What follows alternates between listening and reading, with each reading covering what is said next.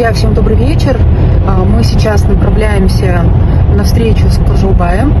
Объясню, почему на встречу, потому что его уже с ИВС выпустили. Наш коллега-адвокат его уже забрал и направляется в сторону дома. Вот. Дальнейшие новости и все комментарии мы сообщим чуть попозже. Сейчас физически доберемся до него. Ну и, наверное, уже более подробную информацию сможем рассказать. Ассалам, қазақ елім. Аллаға шүкір етеміз. Көп рахмет қолдауларыңызға. Бәрі жақсы, болашақ жайындамыз. Қорқатын ештеңе жоқ, шүкір. Сол айтатыным. Друзья, всем добрый вечер. Коржау дома. Сегодня 15 дней административного срока пребывания в ВВС завершены. Сейчас он в кругу семьи.